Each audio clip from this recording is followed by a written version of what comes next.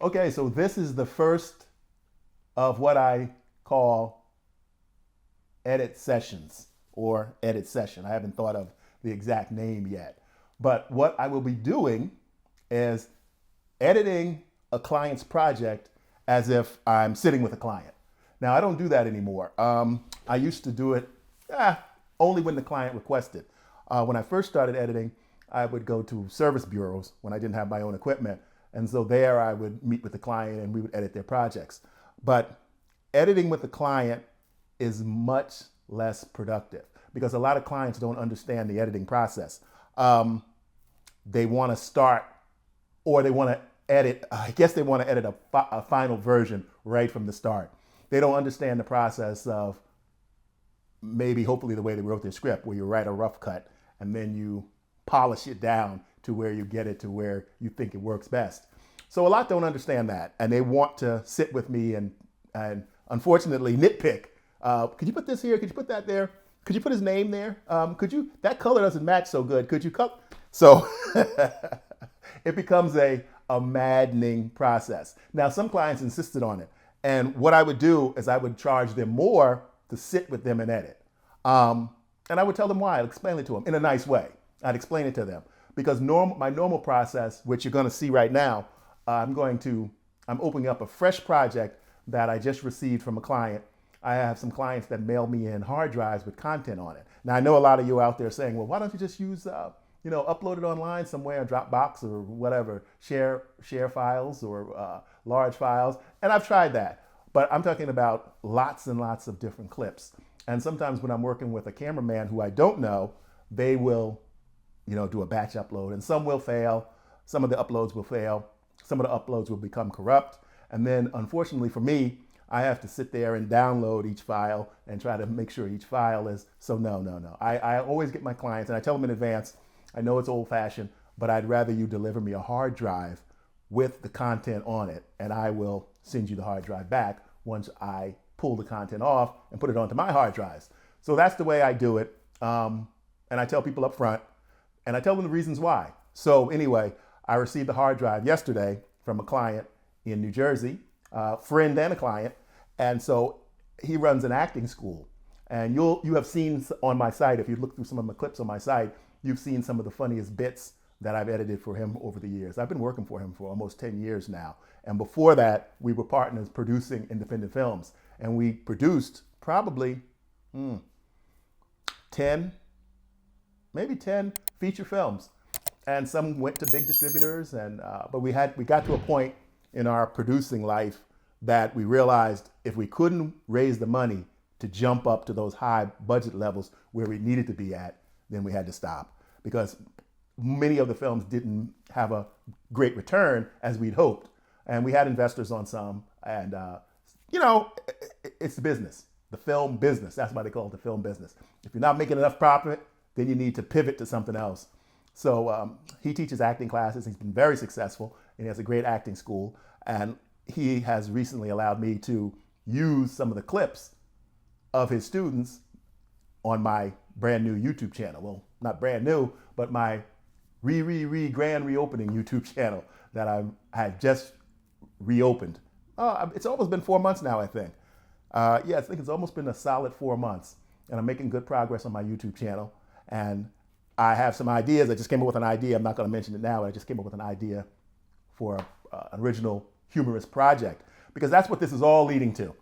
I want to create original content, and I know there's a lot of people doing it, a lot of people having success at it, and that's where I want to be. My background, again, is in acting and directing and editing. So let me stop jawboning and let me just get to it. I don't know how interesting this is going to be, but I thought of this last night. I said, people stream their games. Why don't I give it a chance and see how I can stream my editing process? It's not as exciting, but what I'm going to do, not on this one, but as I go forward, I'm going to start using some screen capture software so that I'll have the ability to cut close up so I can show you what I'm doing. For this very first one, I'm just going to be talking a lot and, pointing at the screen and showing you what I'm doing, talking about what I'm doing. But in the future, I need to do some tests and I want to see how I can use screen capture within all my 3 monitors. So I'd have to, that would be another level where I'd be switching the monitors based on what I wanted to show you. So I know OBS software and I know about that. But if any of you have any recommendations for me, leave me some information in the comments. This is something that's kind of new to me, the streaming, not live streaming, but streaming. So I'm doing this live, but I will obviously show you live to tape, as they say.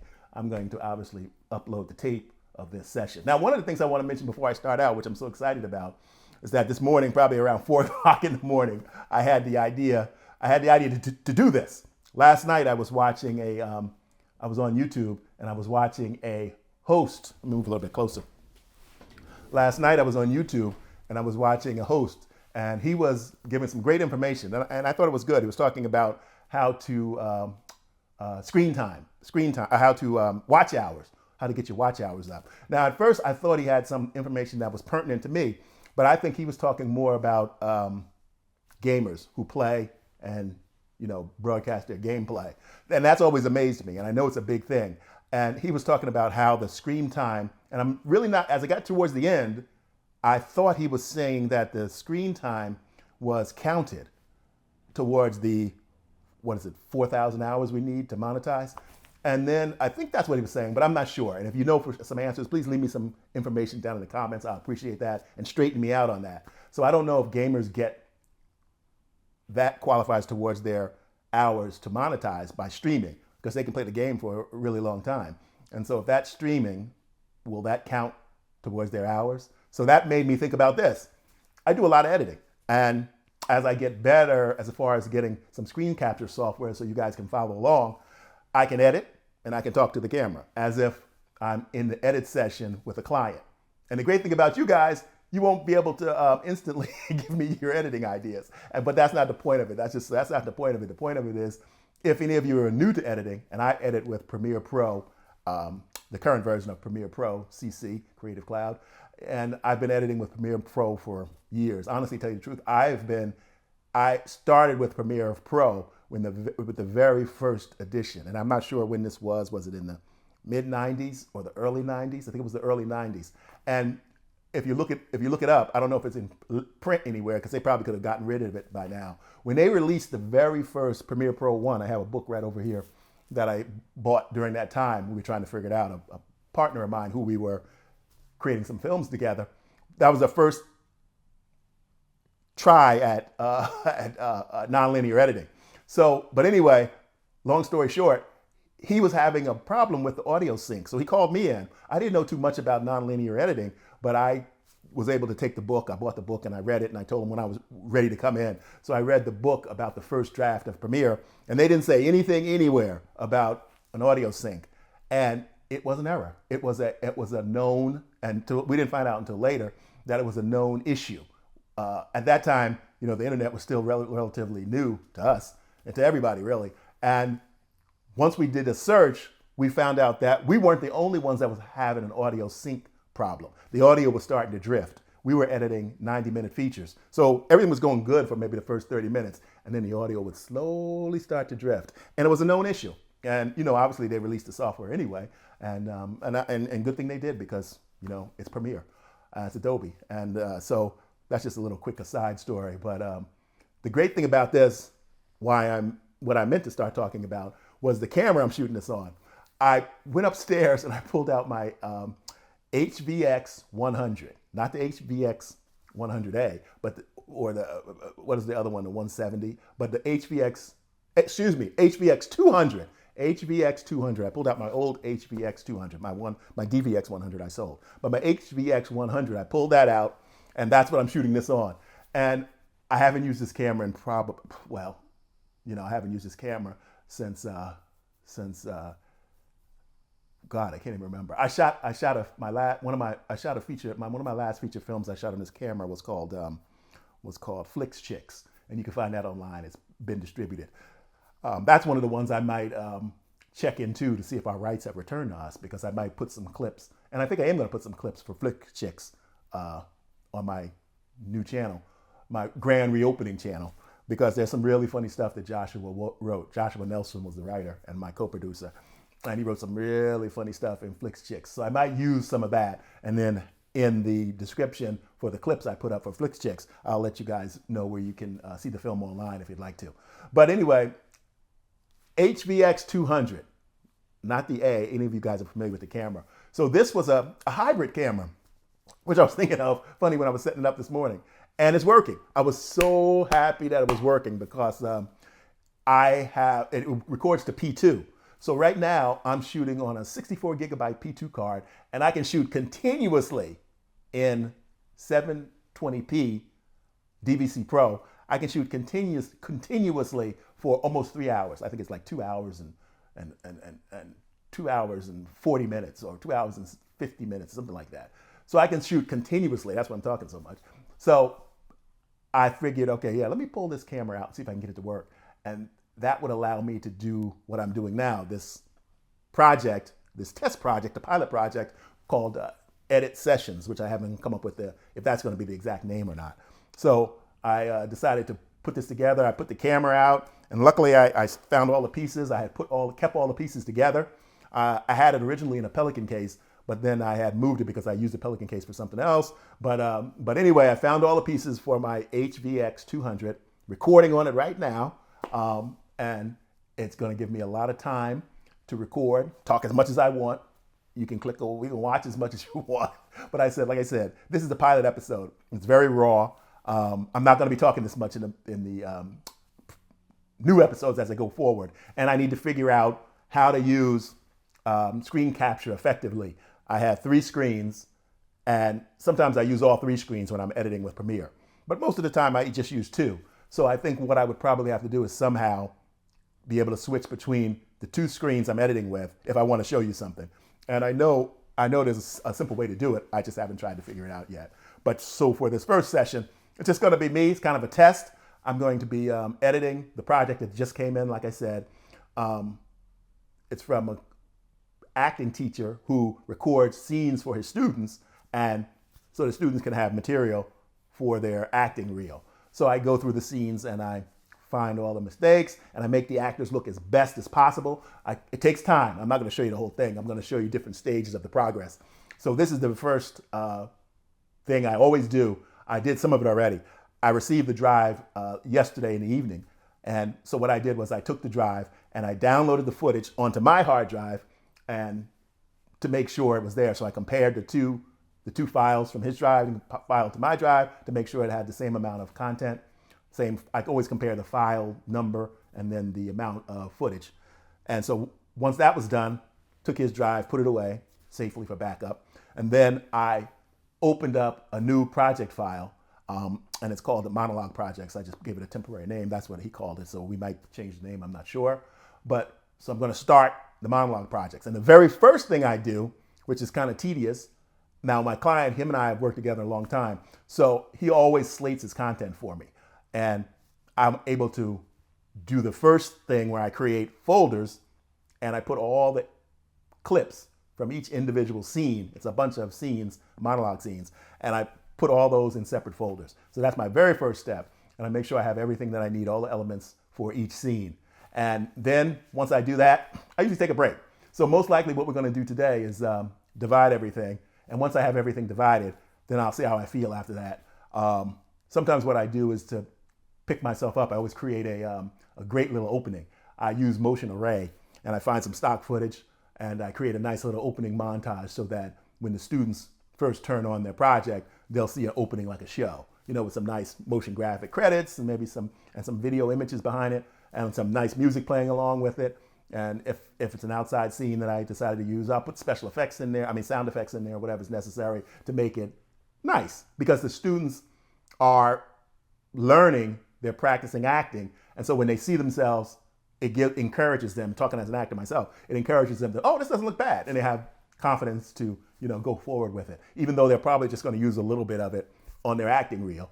But it's good to see the whole scene. To see yourself in something for the first time as an actor is it's a wonderful thing. I won't get into the stories of my stuff right now. We'll talk about that later, some of my early acting days.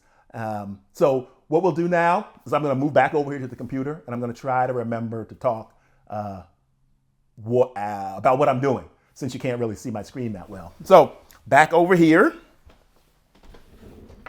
So let's see, I'll pivot this a little bit. And what I might do is, I don't know how the quality will be, but what I might do is I might cut in on some of the stuff I'm talking about. Maybe I cut in on here, cut in on there. I don't know how the quality is going to be, but I'll give it a try. Like I said, this is all a test for the very first one of the edit session. Okay, so I'm going to go down here to Premiere. I'm going to open up, and you see I'm looking here. I'm getting obsessed a little bit with my reopening of my YouTube channel. I'm still trying to get to the first 500 subscribers. So if you haven't subscribed, please subscribe. Help me out. Pass it along to someone else. I have some pretty funny comedy stuff on my channel, and you can share that with people. Again, this channel is going to be part educational, acting, directing, and editing. I know they say get your niche set exactly, specifically, and both of those three topics don't really show up that well, but those are the things I know about, and that's what I like to talk about. I like to talk about stuff that I really know about, so that I don't have to do research and try to pretend that I know, how to get your views on YouTube, or something that probably would make money.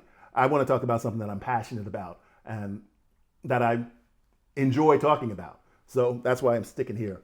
If I can get this going, great. But I'm going to share this information with you regardless. So let's see. Right now I have it called Edit Sessions. So I'm in Premiere, and I'm going to open this project, and it's going to open up for me.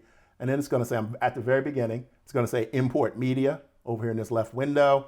And I know where I put it. I put it on my hard drive. This is what I call the second hard drive. That's what it's labeled. I'm going to scroll down.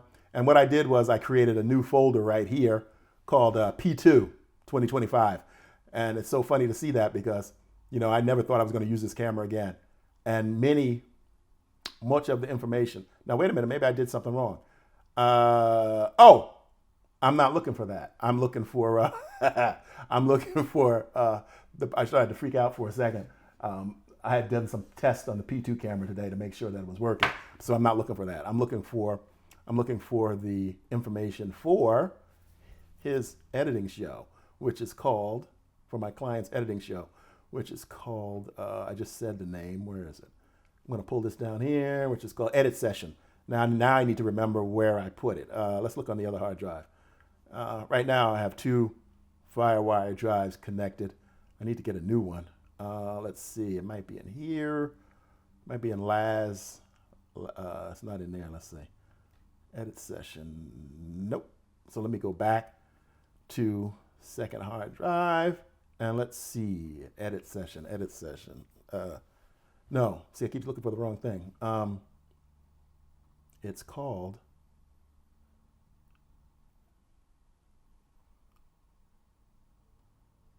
I have the whole thing wrong. Okay, so I'm going to start over again. I'm going to go back here. I'm going to go back to, I'm going to shut this, one second, let me shut this project down. See, I'm making a mistake already. So that's good. That's what this whole thing is about, testing it to see if this is going to work. Let's see, we're going to close this project. File, close project. Now I meant to open Monologue Diaries. That's what it's called, Monologue Diaries. Because what I said earlier to you was that I had already started working on this. So what I'm going to do, what I normally do, is I open up 2 windows. So I put the Premiere Pro main project file right here on my laptop, and then I open the project where I open the project file where I downloaded all the content. So yeah, it's there. So what I'm going to do is I'm going to drag that. It's right here. I'm going to drag that over here, and I'm going to make it really big on my monitor over here so I can see it well. Then I'm going to go down here and I'm going to turn it into icons. I'm going to make those a little bit bigger, not that big. Okay, good. So Premiere takes a moment or so. My computer, I will be updating this. I want to go back to the Mac. I like those Mac Minis, and I need to do more research to see if and I've heard that it's powerful enough to edit with Premiere with no problem. It's much powerful more than probably my laptop here that I had for getting close to 5 years now. But I souped it up with a bunch of RAM, blah, blah, blah, blah. So I've been using this laptop for a while. What am I doing here? Oh, just checking my email real quick. while this is loading. Okay, so you see it's starting to load, which is good. Gonna grab a little bit of my hot water here. Take a little sip. Oops. Like I said, gonna start using screen capture as soon as I figure it out as I do these editing sessions. And okay, see, pop. Here's all the students popped up. And the great thing I said about working with my client is that you can see the slates. If you can notice it here, you can see the slates. And so what he normally does is he slates the first take, and then that way I'm able to create folders in the project that represent each scene that I'm going to edit together. Now, this is a really simple one, which is simple for me, and I'm glad it's the very first one I'm sharing with you. A lot of times he makes mini movies. So there are other elements like cut-ins, cutaways, room tone, establishing shots. So he shot a lot of footage, and then the cameraman divides it as well as possible. They don't really divide it for me to edit, but they just divide it so that they know that everything's there. But he usually slates the first scene, and then sometimes he'll do a second slate, but he always slates it. So that's great because some projects. Oh, excuse me. Let me sit up. I don't want to be laying down so much. I have a tendency to lean back too much. Now that I'm on camera, maybe I'll sit up a little bit straighter. So I look like I am more attentive. Okay, so anyway, let's get forward to this. We'll start with the very first one. Let's see what this scene is. We're going to open it right here. And then what I do is I scroll back so I can see the slate. And it says DIV. Oh, that's probably, sometimes he slates them by number, or sometimes he slates them by the person's name. So this time he's using the names. So what I'll do is I go back to my main, and it's kind of a slow process, but sometimes I create the bins in advance. But just for this, I'm going to create the bins one by one. DIV. So I created her bin, and then what I'm going to do is, you know what? Let me create a bunch of bins. So I'm going to copy this. No, what I'm going to do first is create just create a bunch of bins. Edit, paste. And then each time what I'm going to do is,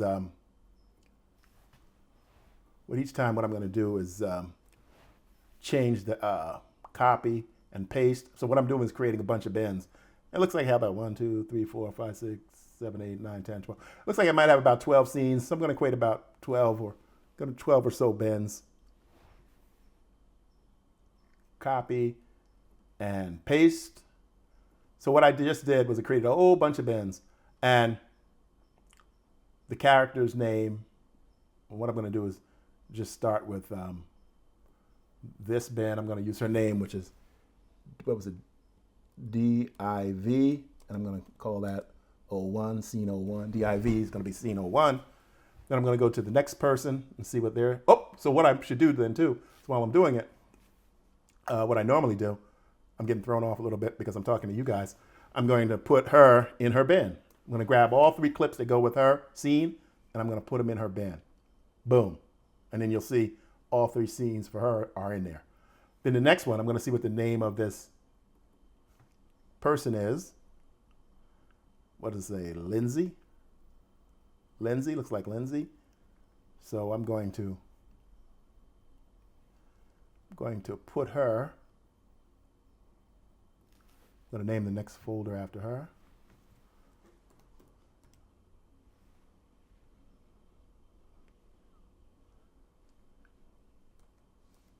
Okay. And then I'm going to put her footage in there. Let me make sure. Okay, I'm going to put her footage in there. And I grab her footage and I drag it over here, put it in her folder. Then I check the next person, and I just keep doing this. Let's see. Let me make this a little bit bigger because I can save myself some time if I can read the name over here. Okay, yeah. It looks like I can read that. I make it a little bit bigger. I can read the name over here. And her name is Katie. So I'm going to name this bin after Katie.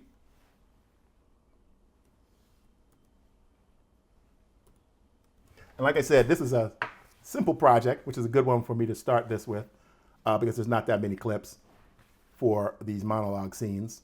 But normally when he's shooting a normal mini film, short film, he could have a lot of scenes. He could have a lot of cut-ins, a lot of cutaways.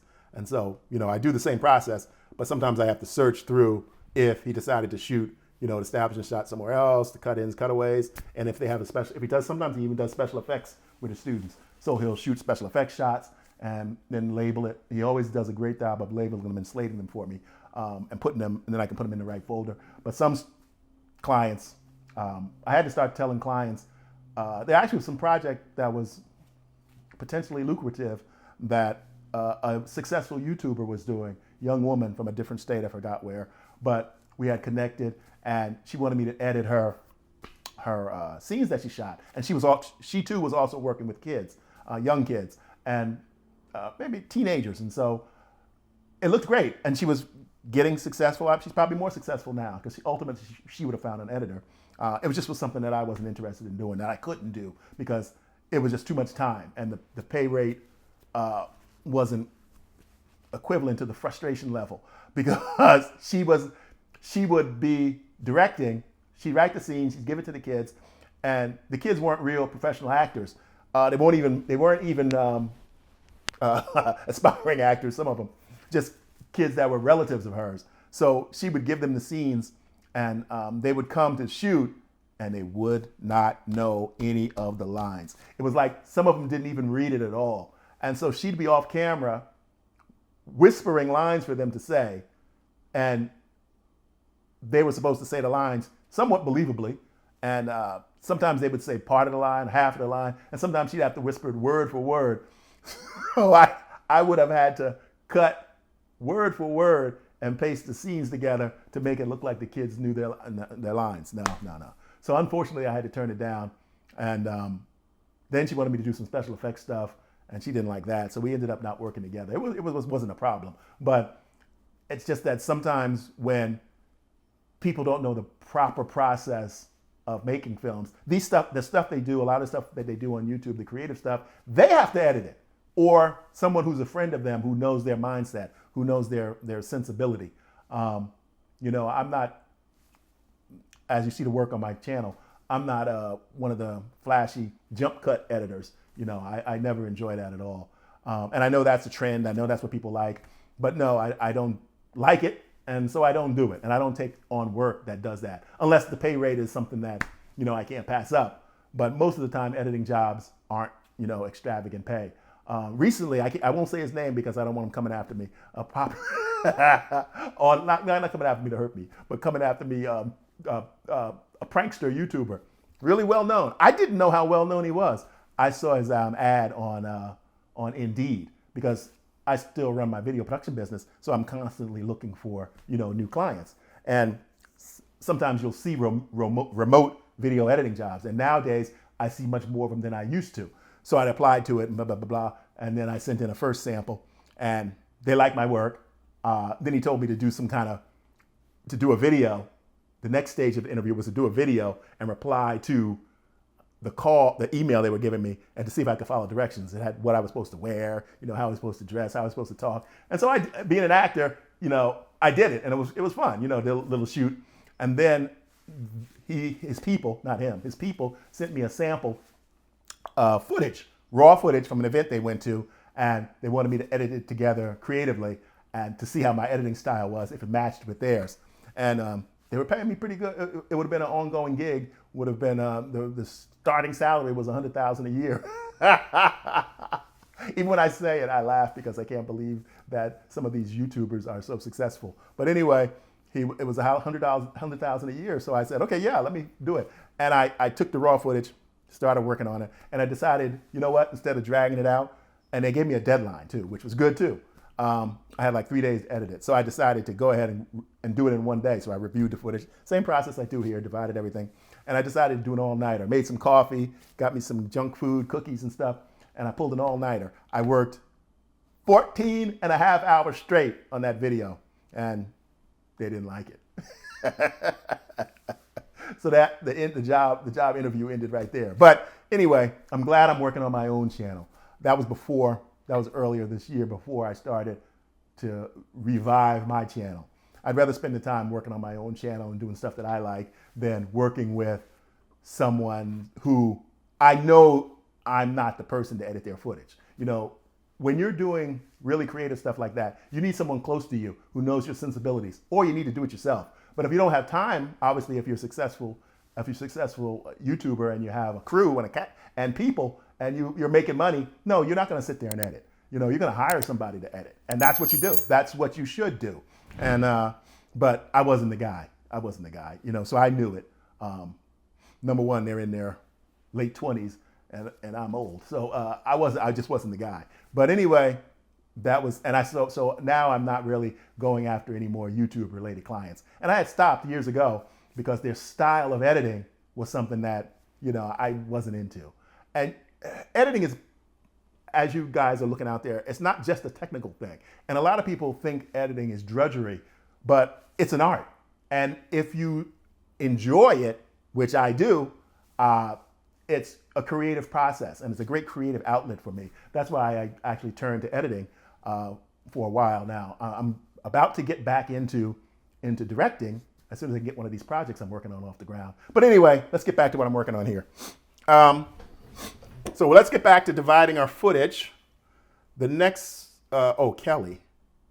Did I put Katie in? Let's see. Oh, Katie's in. The next person is called Kelly. So I'm going to change the name on this bin to Kelly. And I know this is tedious, but if you're watching it and you have any questions, feel free to reach out to me. My contact information is down in the comment area, and you can reach out to me. I love to answer questions. I'm not charging anything right now, just starting out. I do consulting with people on projects, film projects, acting projects, directing projects. So I do some consulting. But right now, as I'm restarting my YouTube channel, if you have any questions, feel free to call me. I'll talk to you, and no charge. I'm not charging anything right now to do some consultation. I still charge locally when I go out to people on sets. I go out to people in the homes. I just did a consultation last week for a client who was starting his own YouTube channel. He was one of those wellness exercisers. So I went out and helped him get everything all set up. So I do that. But I'll share a phone call with you because I'm building up this YouTube channel. So the next, okay. So also what he does, which is good, he has, which I didn't notice, he has an actor playing a psychiatrist, and the psychiatrist goes in the folder with the actor or actress who's playing the patient. So let's see this one. Where does this one go? And I'm familiar with this character this actor that he works with a lot. Let's see. I'm not sure where that one goes. So I will leave. Sometimes if it's not slated and I'm not sure where it goes, I'll guess. It could have been in with the earlier version of Katie. So let's try to stick them in there. Let's see. And sometimes I'll have to go back later if I make a mistake. So this one, the next person, let's see what the next person's name is. If I can get it up here, we'll call it up. Let's make this a little bit bigger. The next person is, okay, I didn't see that slate. Let's see if he did the slate here. No slate there. No slate there. Let's see. Now, I'm not sure. Oh, I think the camera might have not have been running. Let's see. Oh, it was. Let's play it. Sometimes the camera. Back to Monologue Diaries. Okay, her name is Kelly. And so what I'm going to do is go back. Kelly. Now, I put some footage of her in there already. Let's take a look and see what I have in there. No, see, that's not it. Let's see. Kelly. Oh, there's one Kelly. And what's her name?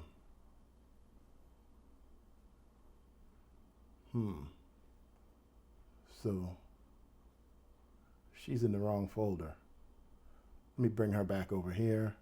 Okay. So Kelly goes in this folder.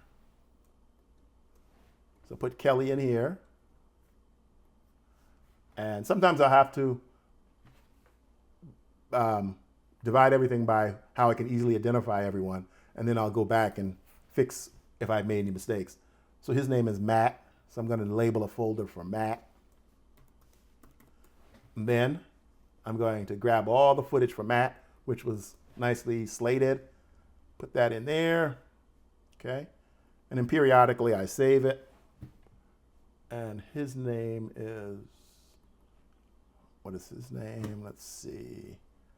R-A-J. So I'm going to name his file R-A-J.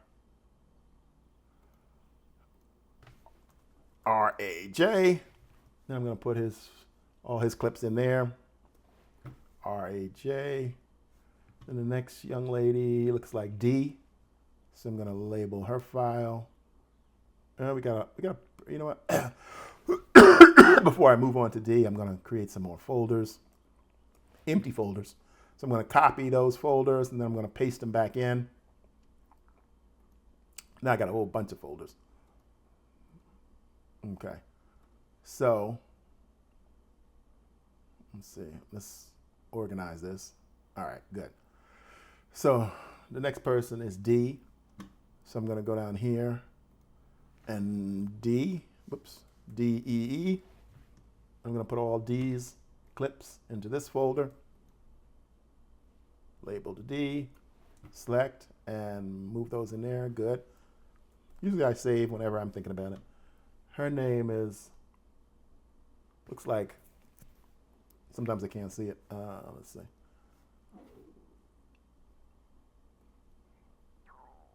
Claire. So I'm going to name a folder Claire.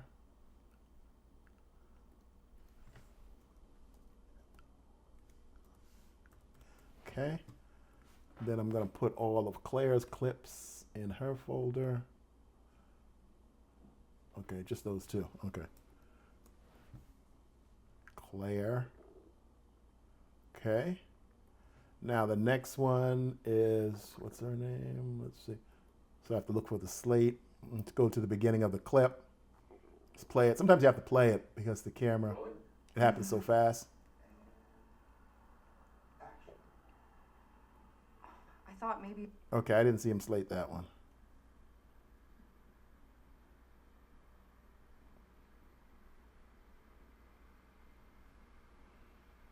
So sometimes what I'll do is if I don't have a slate, I'll check the next clips. I'll check, because sometimes he'll forget to slate it at the beginning. And then, so I'm going to leave that one for now. I'm going to, well, you know what I'll do? I'll name her,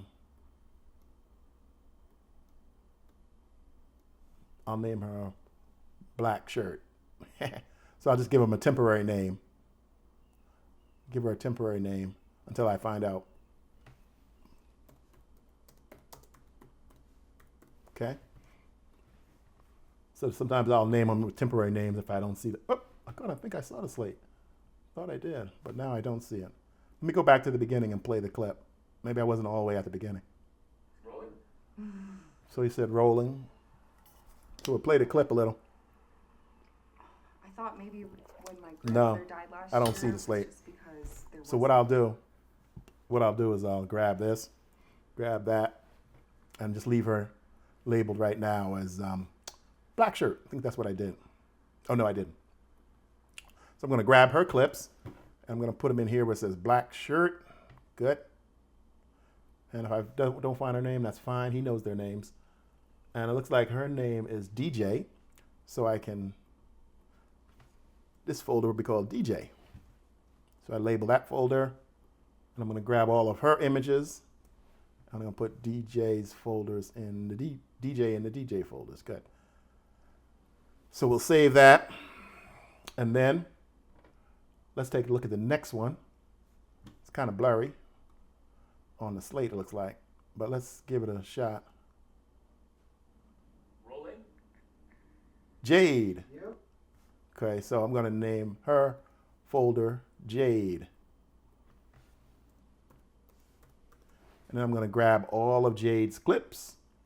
I'm going to put her in here. And what I'm thinking right now, let me move a little bit close and see how long this is running so far. So it's me talking a bunch and the camera rolling. Oh, wait a minute. I don't have an actual runtime. It's telling me I should actually, I know there's a way for me to set the settings in here for the runtime, but I'm not worried about the runtime. I'm just was thinking out loud that maybe after I divide this, I might take a little bit. Yeah, I will. I'll take a little bit of a break, and then I'll come back to you guys. We'll pick it up. We'll break it up into 2 parts. So depending upon how long it is, no, I'm gonna make it all one long video, no matter how long it is. But I might take a break in between. But obviously, I'm not gonna let you sit by and wait for me to take my break. So I'm gonna finish this up first, and then we'll take a little break. So let's see. We'll go on to the next person, which is looks like Mark. So I'm gonna name this photo, label this photo for Mark. Okay. And I'm gonna grab all of Mark's clips. I'm gonna put them in here. Boom, there's Mark in there. And it looks like I'm gonna need a couple more folders. So, oh, I might not. 1, 2, 3, 4, 5, 6, 7. So I see 7 there. 1, 2, 3, 4, 5. Oh, I do need to create maybe 3 more. So copy and then paste those into the project area. Okay, good. Oop, that's wrong. I paste them inside a folder. Don't want to do that. I want to paste them out here. Good. That's where I want them. All right. So what we're going to do is we're going to go to the next one, which is, what is his name? Pull that up. And I can't really read it, so I'm going to play it a little bit till I can see the slates. Oh, okay. Robits, R-O-B-B-I-S, Robis. Let's see. R-O-B-I-S. I think that was it. Okay. So I'm going to put all of his clips in there. Okay. The next one, let me make this a little bit bigger. I think I can read this one maybe.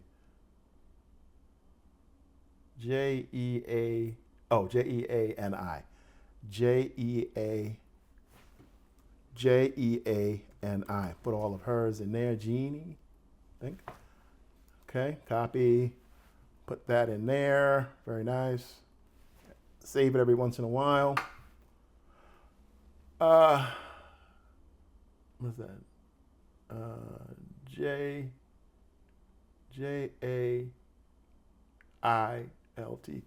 J-A-I. Let's see. J-A-I-L-T. I'm going to put all of her in there. Okay. And the next person is Scott. I'm going to label a folder for Scott. Keep got to remind myself to sit up. I have a bad tendency to slouch. So Scott, I'm going to put all Scott's clips in here. Scott must have made some false starts. Whenever you see a bunch of, whenever I'm doing the monologues for the students, I'll see, sometimes you'll notice people got it in one take. So he'll do it in one take and then he'll add some cut-ins or cutaways so that the monologue can have some variety to it. And then sometimes you'll see like maybe 5 or 6 or 7 takes, and that will give you a hint that the actor maybe wasn't as prepared as possible or made some mistakes, so they had to restart. So that just gives you a hint of the difficulty of the scene. Because when you're working on it, the whole purpose of this is to get the best takes and the best performance that the actor delivered on that day of the shoot. Because we want to make them look good. You want to, even when you're editing, student projects or projects for students, you want the actor to look as best as possible. So, they were there that day. They know what mistakes they made. And hopefully Joshua will point out to them, as a good teacher he is, on how they could have showed up more prepared. But anyway, my job is to make them look the best they can look, so that when they see the scene, when they see the short film, they look good. I take out all their mistakes. Sometimes I'll have to take out stumbling of words. Sometimes I'll have to take a little word from one place else and put it someplace there. Make the scene look good. because that's my job as the editor, is to make the talent look as best as possible and to keep the edit hidden. So that's the thing about editing. You want it to be seamless, unless you're doing a project where, editing is part of the gimmick or, part of the joke. But you want to make the talent look as seamless as possible. Myself as an actor, quick story, I was on a set, pretty good lead role, playing a police officer investigating a crime. It was for a movie. I can't remember what the movie was called, but anyway, it was for a feature film, and they told me to come at 6 a.m. in the morning. So got there at 6 a.m. in the morning, and I was also working on another film at the same time. So luckily, that was my day off. So I had a one-day shoot, and we were going to do all my scenes in that one day. So I came at 6 a.m. in the morning, and it was a low-budget project. They had food and stuff for us there. It was at a nice location out in California, farmhouse kind of style thing. And so we had places to sit down and relax and stuff. But they didn't end up shooting with me until 3 a.m. And I knew my dialogue. I knew everything. But I was there since 6. And then at 3 a.m., I'm starting to do my scenes. And they're rushing. And I flubbed a few lines. And the director was getting frustrated. I was getting frustrated. So I had to stay calm. I had to ignore him. And I ignored him, and I was able to deliver my lines, but I had a couple of breaks in between, more than I'd like to have as an actor, because I was prepared. Long speeches about the history of the house and who the man was, and, went back into the past of my father was a police officer there, and blah, blah, blah, blah, blah. Long monologues. And so I had to deliver it, but I had some breaks in between. But anyway, I'm telling you all this to say that the editor ended up putting it together like he should have done, seamlessly. And it's one of my favorite samples on my demo reel. You can see it on my demo reel. I'm a police officer, and I'm explaining the history of the house and what went on there. So it turned out to be one of my favorite scenes. But every time I even think about it, like right now I'm thinking about it, my stomach starts to turn a little bit, because I shouldn't have had to wait that long to deliver the lines. And I should have sat down somewhere and took a nap instead of staying up all that time and then thinking I'm going to get up there and perform with no problem. So, but anyway, that's just a side story about acting. If you are on a set and they got you there for a long time and they don't know when you're going to shoot, if you have a trailer, great. Go in your trailer and take a little nap, or work on your lines if you need to. But I was already off book. I had the lines. I knew it. But stayed up talking and having a good time with the other actors on the set. And then 3 a.m. in the morning, they're rushing. Let's get the hell out of here. We want to go home. And then here comes James Tucker flubbing his long-ass monologues. But anyway, the editor made it look so good. And that's what I do for the actors. That's why I'm telling you this. That's what I do for the actors. I take out all their mistakes. I take out the smacking of the lips, which drives me crazy to no end when the actors, before they talk, they smack their lips. Well, I want to tell you this. Well, I want to tell you that. Well, he shouldn't have done that. And that drives me crazy. But I take that out because I want them to look as professional and polished as possible. So let's get back to it. I'm getting close to the end on this, which is good. Like I said, okay, his name is Ben. We're going to create a folder for Ben. And we're going to put that footage in here. So there's Ben. What's his name? Hugo. So we're going to create a folder for Hugo. Hugo. Hugo. We're going to put him in here. Okay. And then Danny, the final one. Oh, create one more photo. Oh, no, I have another one. Oh, yeah. Oh, I got two more. I don't need that one. I'm going to delete that one. And the last one I'm going to label for Danny. Okay, great. And I'll put Danny's footage in there. Okay. All right. So, I will,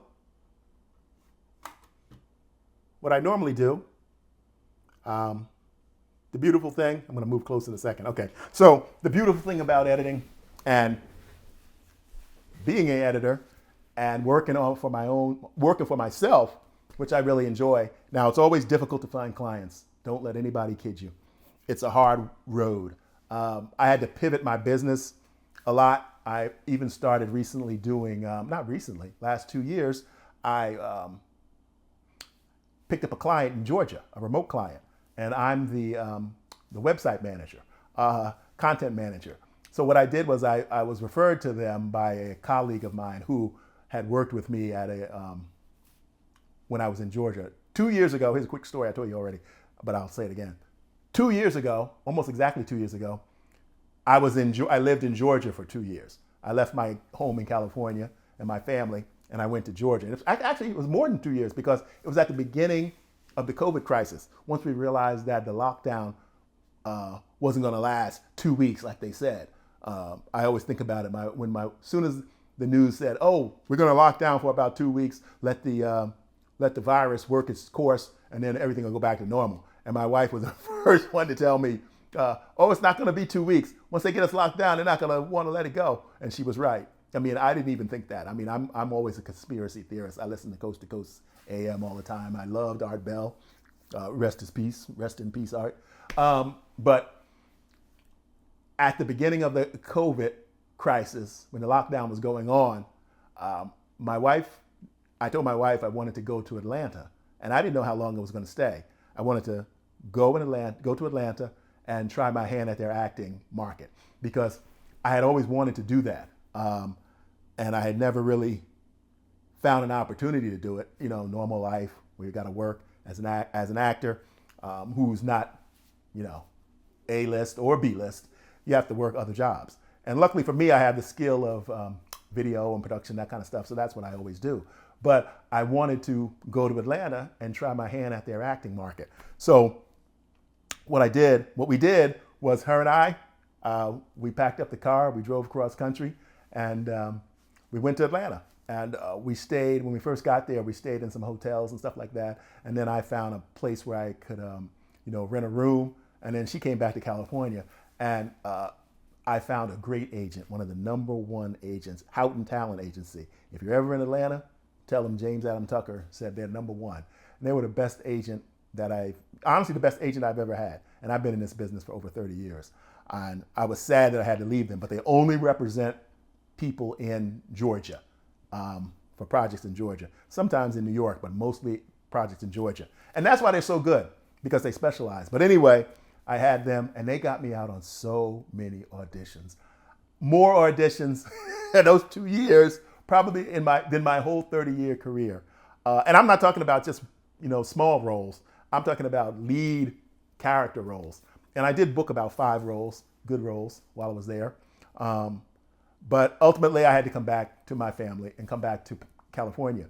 And I'm happy I did. But anyway, the reason I'm telling you this is because sometimes you have to make changes. Sometimes you have to try something different. And it really did work out.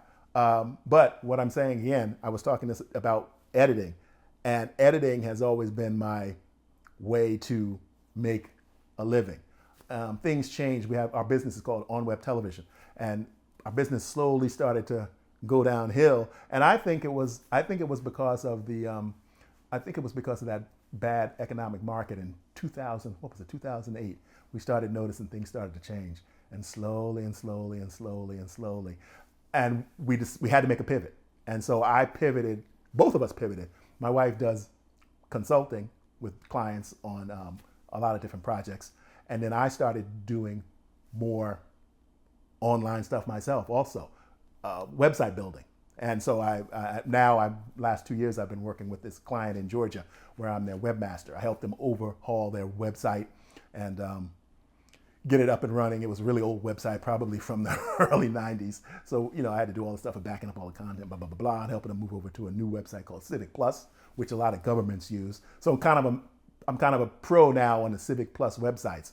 And I've been looking for more clients on that. So luckily I've had that client, and that client's going great. I'm really thankful for them. So I do other projects like the one I'm going through this with you guys, pick up independent projects. But again, yes, I remember why I got to this, because it's hard to find clients. You'll see probably here on YouTube, obviously not probably, but here on YouTube, there's a lot of people who will, tell you how to find clients and, all that kind of stuff. But I could have got on here and tried to do that too, but that wouldn't have been honest, because you can do all the right things and you still might not get enough clients, clients to live off of. But any business, service business. And another thing that really hurt independent filmmakers and editors like myself, the backbone of my business was educational content for businesses. I'd make promotional, educational, training, all that kind of stuff.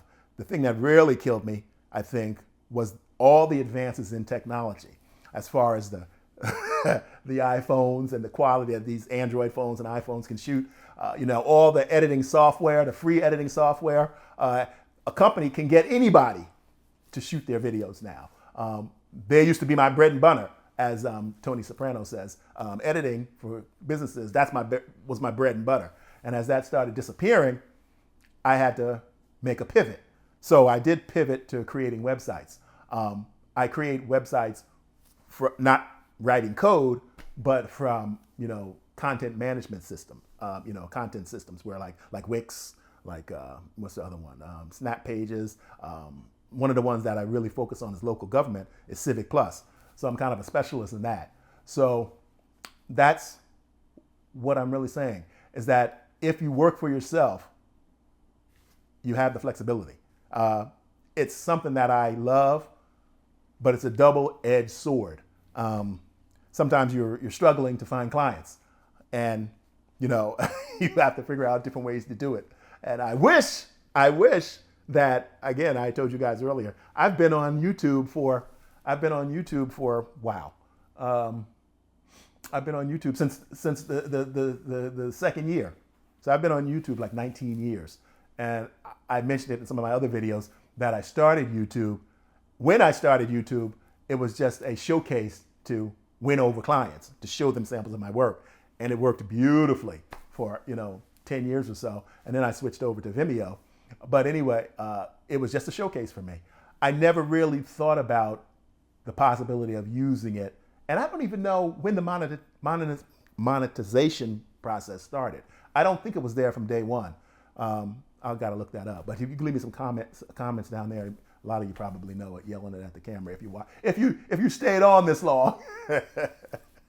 So, but yeah, business is great when you work for yourself, and I'm lucky. Sometimes I forget how lucky I am that I always seem to able to keep it going.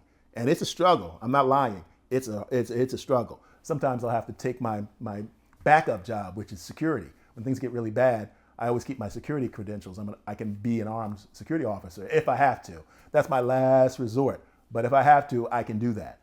So you do what you have to do if you want to work for yourself. Recently, past few years, I took, and since I've been back here to California, I took some management jobs, because the job I had in Georgia, I was the audio visual content manager. So that pushed me up, which is good, pushed me up into the management of in the technical field. And so that was great. And that allowed me to come back here and get some jobs in management. And I thought it was going to be something I could like. Salary was okay for entry-level management. One of the first ones was like, originally it was supposed to be $100,000. But then once they called me in for the second interview, they said, oh, we made a mistake. It's starting at 70. But I took it anyway. I don't want to get into that because that's a thorn in my side that makes me mad. But anyway, I took the job managing security officers and training them, new security officers. So I did that for a while, and it worked okay at the beginning. But then I started to realize that, I'm not a suit and tie guy, sitting in the office for 8 hours a day. And I had made it 30, 35 years not doing that. And I left that job and went to another management job thinking it was going to be better because it had traveling involved. And this turned out to be kind of wacky. I'll tell you a real brief, quick story of that. They wanted me to come in and manage security officers, a trainer, security training manager. That's what I was in the first one. And the next one was a training manager also, but it was a different company, a better company, still working with security, and a training manager.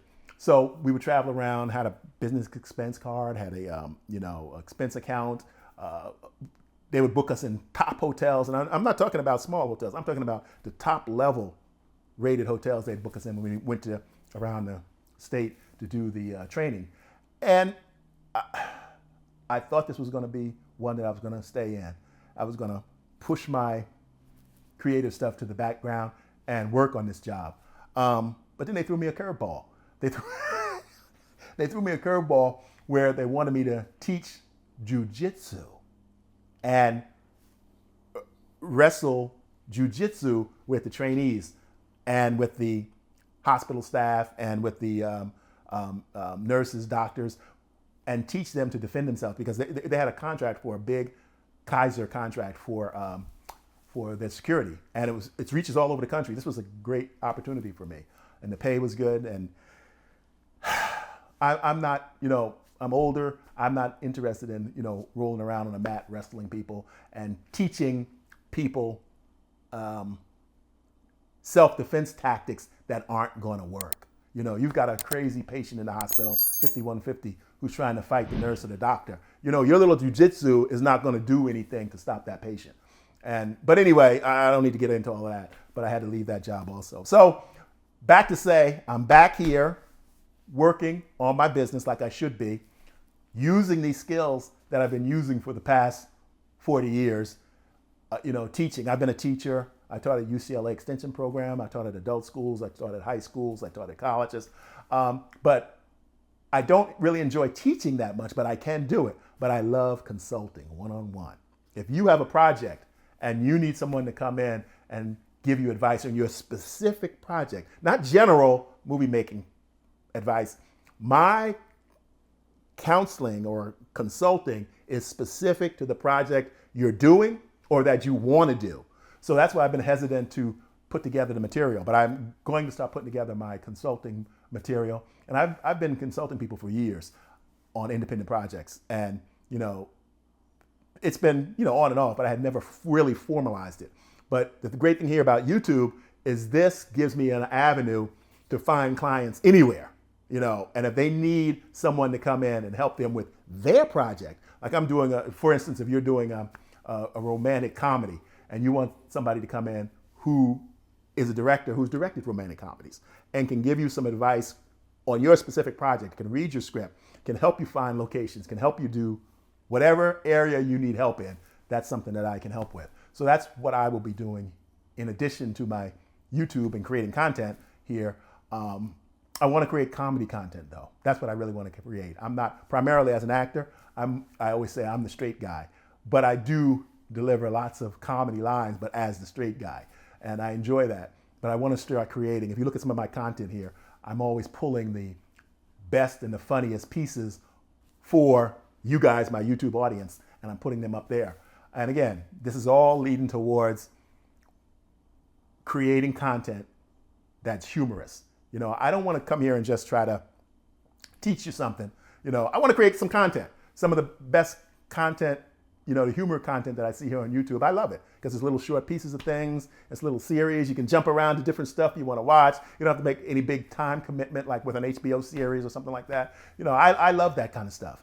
And that is my goal for my business.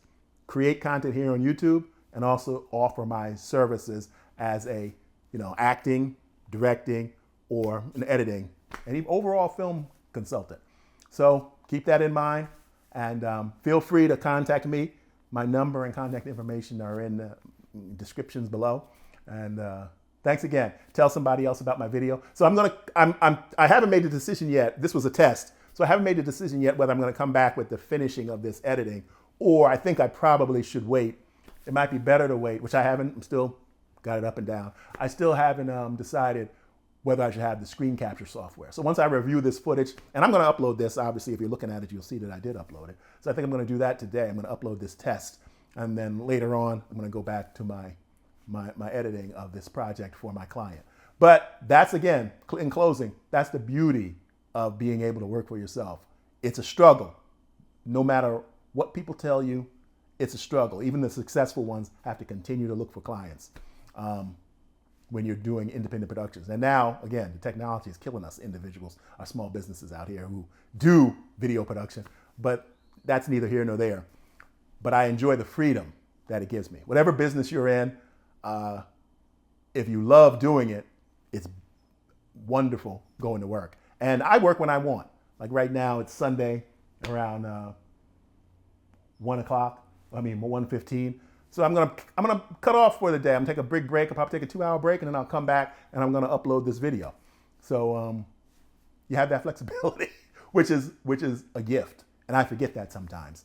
I forget how lucky I am to be able to do this.